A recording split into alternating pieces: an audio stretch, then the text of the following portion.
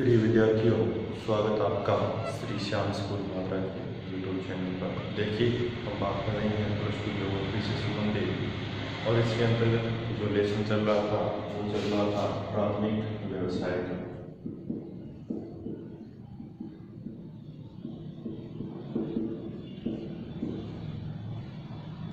प्राथमिक व्यवसाय के इस अध्याय के अंतर्गत हम बात कर रहे थे आर्थिक क्रियाओं की जो प्राथमिक व्यवसाय में संलग्न है।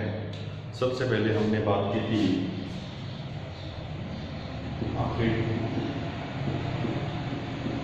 और आखेट का जो ऐतिहासिक स्वरूप है वो हमने भौगोलिक स्तर पर देखा था। और फिर विश्व में कुछ क्षेत्र हैं जो आखेट से संबंधित हैं, कुछ जनजातियों के द्वारा ये आखेट की क्रिया बनाई जाती हैं, उनकी भी बात की हमने। फिर हमने बात की दूसरी खाद्य समूह।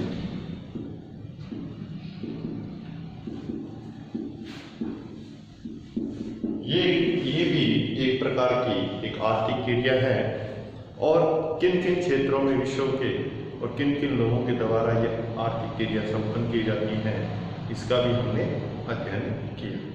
अब तीसरी जो आर्थिक क्रिया है उसको हम पढ़ने जा रहे हैं, जो मत्स्य व्यवसाय से संबंधित है। जो मछली पकड़ना जो कार्य है वो प्राथमिक कार्य है, उसी का अध्ययन करें।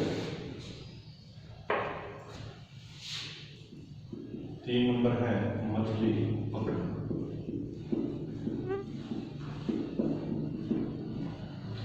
देखिए, मछली पकड़ने का जो कार्य है या मत्स्य व्यवसाय जो है ये प्राचीन काल से चला आ रहा है। मतलब ये नवीनतम व्यवसाय नहीं है, प्राचीन व्यवसाय की दृष्टि से इसको देखा जाता है। वर्तमान में भी ये व्यवसाय कंटिन्यू है, जारी है। देखिए, मनुष्य के सामने जो प्राकृतिक जितने भी अवरोध हैं, उन अवरोधों का मनुष्य क्या है, लगातार सामना करता आ रहा है। मतलब उसका क्या कर रहा है, संघर्ष करता हुआ प्रतीत हो रहा है, और इस संघर्ष के कारण विभिन्न आर्थिक क्रियाओं को अपनाता हुआ नजर आ रहा है। कभी आखेट की क्रिया अपनाई, फिर खाद्य संग्रहण की क्रिया अपनाई, और फिर धीरे धीरे उन्होंने क्या अपनाया, मछली पकड़ने का कार्य अपनाया। तो जो मछलियां हैं, ये मछलियां नदी, तालाब, पोखर, झील, ये जितने भी साधन हैं, इन साधनों के द्वारा मछलियों का व्यवसाय किया जाता है या उनको पकड़ा जाता है। और इन मछलियों को पकड़कर प्राचीन काल की दृष्टि से देखा जाए तो क्या करते थे व्यक्ति, जीवन निर्वाह करते थे, अपना जो भरण पोषण है वो करते थे इन मछलियों के माध्यम से। और इन मछलियों के द्वारा सिर्फ भोजन ही नहीं, इसके अलावा बात करो या तेल की, तो तेल भी प्राप्त होता है। साथ साथ में इन मछलियों से क्या है, चमड़ा भी प्राप्त किया जाता है। तो अन्य खाद्य पदार्थ या अन्य वस्तुएं भी इन मछलियों से प्राप्त होती है। साथ साथ में जो भी दुधारू पशु हैं, उन पशुओं का एक मुख्य भोजन भी बन जाता है, क्या है, मछली। फिर इसको कंपोजिट खाद के रूप में इस्तेमाल किया जाता है। इसका जो अवशेष भाग होता है उस भाग को एक खाद के रूप में भी काम में लिया जाता है। अब देखिए, तकनीकी विकास के स्तर पर बात करेंगे या औद्योगिक प्रौद्योगिकी, तकनीकी व प्रौद्योगिकी विकास के स्तर की बात करते हैं तो क्या है, जो मत्स्य व्यवसाय है उसका क्या हुआ है, आधुनिकीकरण हुआ है। क्या समझ हो रहा है, आधुनिकीकरण।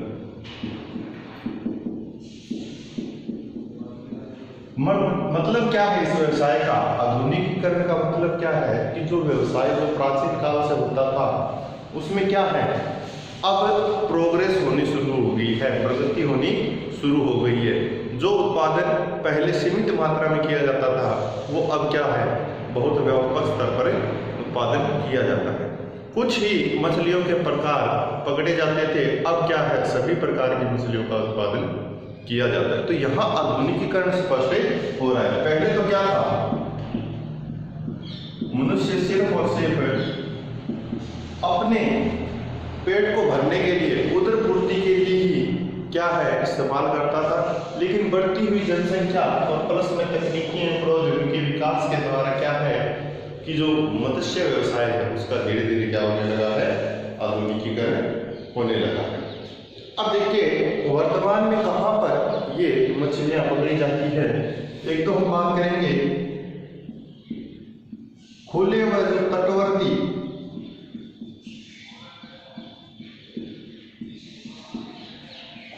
तटवर्ती जो समुद्री क्षेत्र है वहां पर सर्वाधिक मत्स्य व्यवसाय स्पष्ट होता है।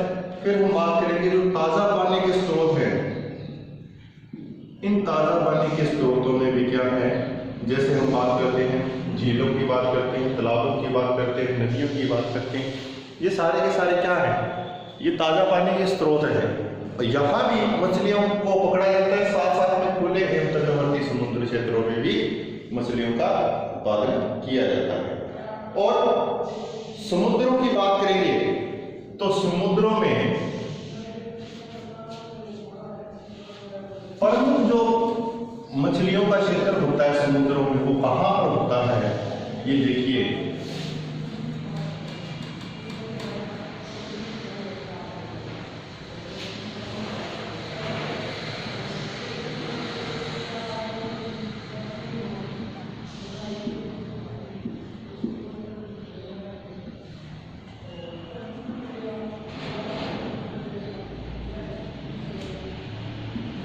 सबसे पहले देखिए समुद्री जो क्षेत्र होते हैं, इन समुद्री क्षेत्रों के अंतर्गत जो शीतोष्ण कटिबंधीय क्षेत्र है, अब शीतोष्ण कटिबंधीय क्षेत्र है 30 डिग्री से 45 डिग्री उत्तर एवं दक्षिण, उस क्षेत्र को हम क्या बोलते हैं, शीतोष्ण कटिबंधीय क्षेत्र। तो शीतोष्ण कटिबंधीय क्षेत्रों में जो समुद्री क्षेत्र है वहां पर क्या होता है कि सागरों के अंतर्गत दो प्रकार का जल स्पष्ट होता है, एक गर्म और दूसरा ठंडा। ये जल गर्म और ठंडा एक धारा के रूप में बहता है, तो हम उसको गर्म धारा और ठंडी धारा के नाम से जानने लगते हैं। और जब गर्म और ठंडी धारा, कहने का तात्पर्य क्या है, गर्म और ठंडा जल जब आपस में मिलता है तो वहां पर एक जैविक तत्व का निर्माण होता है जिसको प्लैंकटन बोला जाता है। क्या बोला जाता है, प्लैंकटन बोला जाता है। ये प्लैंकटन मछलियों का प्रमुख भोजन होता है। क्या होता है, प्लैंकटन नाम का जीव पाया जाता है, जहां पर कहां पर पाया जाता है, गर्म और ठंडी जलधारा जहां आपस में मिलेगी वहां प्लैंकटन जीव मिलेगा। और ये प्लैंकटन क्या है, मछलियों का प्रिय भोजन है। तो मछलियां भी सर्वाधिक किन स्थानों पर मिलेगी, जहां पर गर्म और ठंडी जलधाराएं आपस में मिलती। देखिए +1 में आपने देखा होगा, यहां से एक धारा जाती है गल्फ स्ट्रीम और ऊपर से एक धारा आती है लैब्राडोर। ये यहां पर ये है न्यू फाउंड लैंड तट। न्यू फाउंड लैंड तट पर ये दोनों आपस में, ये गर्म है, गल्फ स्ट्रीम गर्म, लैब्राडोर ठंडी, ये दोनों न्यू फाउंड लैंड के तट पर यहां पर मिलती है। और यहां पर मिलने पर किसका निर्माण होगा, प्लैंकटन नाम के जीव का निर्माण होगा। और वो मत्स्य जो मछली है उन मछलियों का क्या होता है, प्रिय। तो सर्वाधिक जो मछलियां पकड़ी जा रही है वो समुद्री क्षेत्रों के किन भागों में, शीतोष्ण कटिबंधीय क्षेत्रों में पकड़ी जाती है। अब देखिए विश्व के कुछ प्रमुख क्षेत्र बता रखा है कि कौन कौन से क्षेत्र हैं जहां पर प्रमुख रूप से मछलियां पकड़ी जाती हैं। उन क्षेत्रों की हम बात करें। देखिए पहला क्षेत्र आपके सामने है उत्तरी प्रशांत महासागरीय है उत्तरी प्रशांत महासागरीय तटवर्ती क्षेत्र। कैसा क्षेत्र है?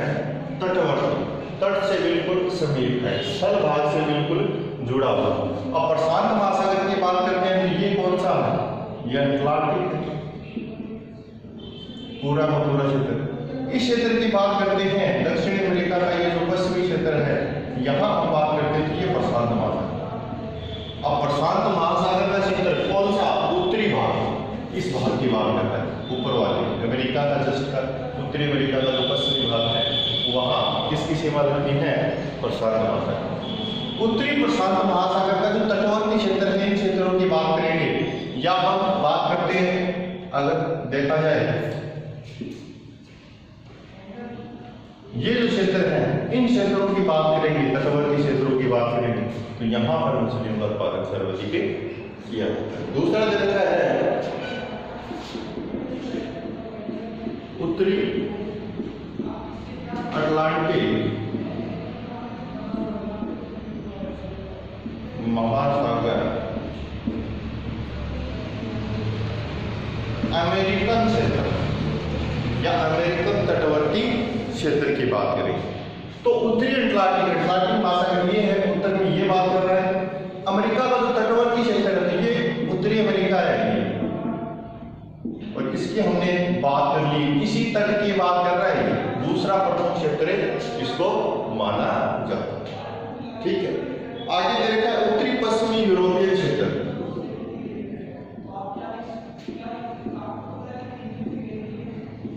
यूरोपीय क्षेत्र,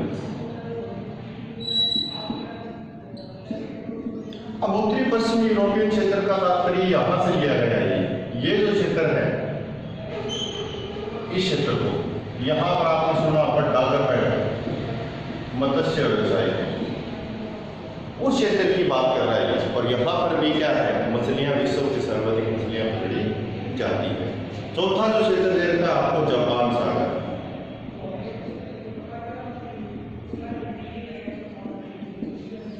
यहां बात कर रहे हैं, इस क्षेत्र की बात कर रहे हैं। तो ये जो विश्व के कुछ प्रमुख क्षेत्र हैं उनकी हमने बात कर ली है, जो मत्स्य व्यवसाय की दृष्टि से महत्वपूर्ण है। तो ये तीसरी आर्थिक क्रिया जो है प्राथमिक में हमारी कंप्लीट हो गई है। फिर हम आगे बात करते हैं, एक और क्रिया आती है पशुपालन, इसकी हम बात करेंगे।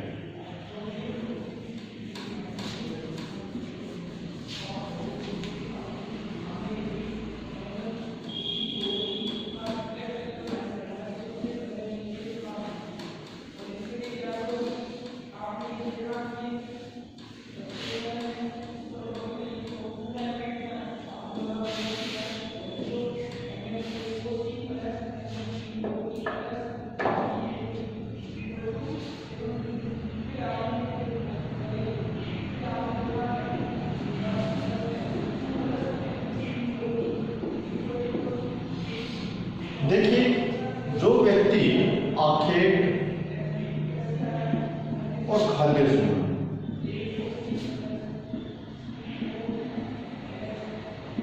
इन दोनों क्रियाओं पर निर्भर था। प्राचीन काल में तो जब देख रहे हैं हम, आखेट और खाद्य संग्रह था। व्यक्ति ने क्या किया है कि आखेट और खाद्य संग्रह पर जो व्यक्ति या जो मानव समूह निर्भर था, वो धीरे धीरे अब किसमें परिवर्तित होने लगा? वो धीरे धीरे अब पशुपालन की ओर आर्थिक क्रिया को बढ़ावा देना शुरू कर दिया है।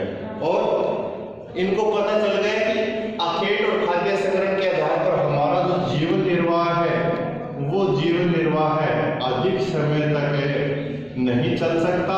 इसलिए इन्होंने इस स्वरूप को छोड़कर किसकी ओर ध्यान देना शुरू कर दिया?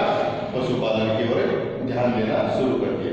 और विभिन्न प्राकृतिक दिशाओं में रहने वाले लोगों ने क्या किया है? भी पूरे विश्व की बात करेंगे, सभी क्षेत्रों की जो जलवायु है वो जलवायु एक समान तो है, अलग अलग है। विभिन्न प्राकृतिक दिशाएं पाई जाती है विश्व में, और विभिन्न प्राकृतिक दिशाओं को देखते हुए लोगों ने क्या है, अलग अलग जगह के अलग अलग पशुओं को पालतू बनाना। अब जैसे बात करते हैं मरुस्थलीय क्षेत्रों में लोगों ने किसको पालतू पशु बनाया? ऊंट को बना दिया। वही हम बात करते हैं अरब और आयरलैंड की, या हम बात करते हैं इराक की, या हम बात करते हैं ईरान की। इन क्षेत्रों में भेड़, बकरी, गाय, घोड़ा, इनको पालतू पशु बनाना शुरू कर दिया। फिर हम बात करते हैं ध्रुवीय क्षेत्रों की। तो ध्रुवीय क्षेत्रों में रेंडियर, कैरिबो, इन पशुओं को पालतू बनाना शुरू कर दिया। तो यहां स्पष्ट हो रहा है कि अलग अलग क्षेत्रों में और जलवायु के आधार पर मनुष्य ने क्या है, अलग अलग पशुओं का चयन करना शुरू कर दिया और उन्हीं को पालतू बनाना शुरू कर दिया। ये नहीं कि मरुस्थल में हम रेंडियर को पालतू पशु बना रहे हैं, ऐसा नहीं, क्योंकि वो जैसे पशु पाए जा रहे हैं, जिस अकॉर्डिंग से पाए जा रहे हैं, वो वहां की जलवायु के अकॉर्डिंग पाए जा रहे हैं, तो उन्हीं पशुओं का क्या है, हमने पालन करना शुरू कर दिया। अब देखिए, जो पशुपालन व्यवसाय है वो दो क्षेत्रों से ज्यादा स्पष्ट होता है, और वो दो क्षेत्र कौन कौन से? देखिए, एक तो क्षेत्र है उष्ण क्षेत्र और दूसरा क्षेत्र है शीतोष्ण। उष्ण और शीतोष्ण दो क्षेत्र हैं। उन दोनों क्षेत्रों में हम देखेंगे कि भी कितने डिग्री अक्षांशों पर यह क्षेत्र फैला हुआ है, और कौन कौन से ऐसे क्षेत्र हैं उष्ण और शीतोष्ण में जहां पर पशुओं का पालन किया जाता है। देखिए,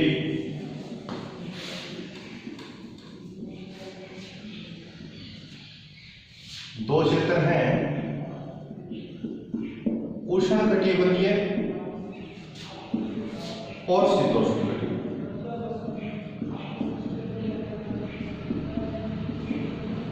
अब उष्ण कटिबंधीय जो क्षेत्र है वो कहां पर है? 5 डिग्री से 30 डिग्री उत्तर दक्षिण की बात करेंगे उन क्षेत्रों में। ये देखिए,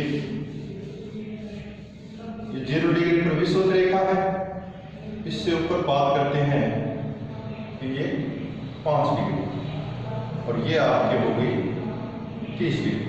तो ये जो क्षेत्र है, ये क्षेत्र किस में सम्मिलित है? उष्ण कटिबंधीय। इन क्षेत्रों में किसका उत्पादन किया गया? पशुपालन का, पशु का उत्पादन किया गया। और इन क्षेत्रों में जो वर्षा का वितरण दे रखा है वो क्या है? 100 सेंटीमीटर से कम है। ठीक है। अब ये उष्ण कटिबंधीय क्षेत्र है, बहुत सारे क्षेत्र होते हैं उष्ण कटिबंधीय। मरुस्थलीय क्षेत्र भी होता है, पर्वतीय क्षेत्र भी होता है, पठारी क्षेत्र भी होता है, घास के क्षेत्र भी होते हैं। उनमें पर्टिकुलर क्षेत्र कौन सा था जहां पर पशुओं का अधिक पालन किया जाए? तो देखिए, उष्ण कटिबंधीय क्षेत्रों में जो घास के मैदान थे, उन घास के मैदानों में पशुपालन अधिक स्पष्ट हुआ। ऐसे कौन कौन से विषयों में घास के मैदान थे जहां पर पशुपालन किया गया? तो देखिए, कौन कौन से क्षेत्र थे। उष्ण कटिबंधीय क्षेत्र की बात चल रही है। सवाना क्षेत्र था, ये भी घास का मैदान है। कहां पर है? सूडान है, अफ्रीका का जो उत्तरी पार्ट है, अफ्रीका महाद्वीप का, वहां पर सवाना क्षेत्र है। और सवाना एक प्रकार की घास का नाम है, घास क्षेत्र का नाम है। फिर हम बात करते हैं लानोस, ये भी घास क्षेत्र का नाम है। लानोस कहां? वेनेजुएला। फिर हम बात करते हैं, एक और क्षेत्र आता है कंबाज, ये भी घास है, घास का मैदान है। कहां पर है? ब्राजील में। कहां पर है? ब्राजील। फिर एक घास के मैदान की बात और की गई है, पार्कलैंड। ये कहां पर है? दक्षिणी अफ्रीका। अब ये कुछ घास के मैदान हैं जो निम्न क्षेत्रों में पाए जाते हैं, और इन्हीं घास के मैदानों में क्या है? पशुपालन को बढ़ावा दिया है। किस प्रकार के घास के मैदान में? ये याद रखना, उष्ण कटिबंधीय घास के के मैदान में। कुछ मैदान और होते हैं घास के जो शीतोष्ण कटिबंध में पाए जाते हैं। इनकी बात हम नेक्स्ट क्लास में करेंगे। तो आशा करता हूँ कि आपको वीडियो अच्छा लगा हो। Thank you very much.